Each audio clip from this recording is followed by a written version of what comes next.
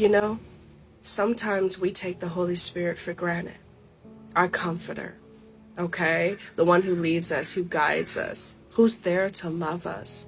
Even when he convicts us, okay, we take him for granted. As I begin to read the end of 2nd Chronicles, I read how the prophecy that Jeremiah had said had been fulfilled by King Nebuchadnezzar coming, taking God's people and putting them into exile, and how he destroyed the temple. I mean, just destroyed it, okay? And as I sit there and think about what the temple was, right, it was a place where God was, the Spirit of God, where people went to go worship and sacrifice, right? It's where God was. But with it being destroyed, how were the people able to go to God, worship God? They couldn't, because the temple was destroyed. You see, it was the tabernacle first, but then it was the temple that Solomon built. And you have to understand the seriousness of that.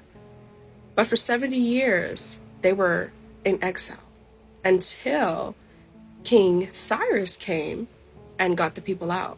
And he was the one that God used to rebuild the temple. He ordered the people, God's people, to go back and rebuild the temple. Just imagine that. Now, I want to go ahead and read to you guys what I wrote. Reading the temple being destroyed shows that the people had no way to God's presence. They were truly alone. But the mercy of God, he used King Cyrus to bring the temple back, which his presence back. How crazy how we have the Spirit of God living within us and we choose to walk away. Holy Spirit is our comforter, and when we call, he is there. Don't take for granted the presence of the Holy Spirit. It's something to truly think about. But one thing I want you guys to understand is that we have access to God's presence.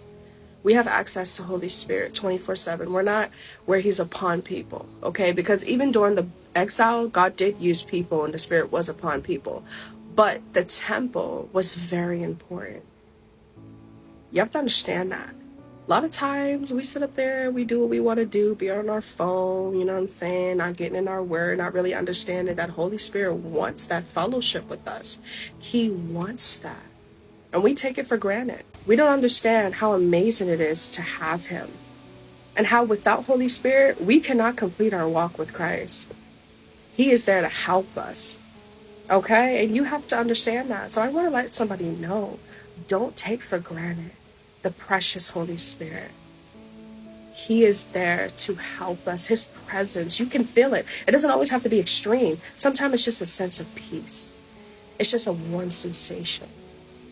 He is with you wherever you go. Understand that. Love you.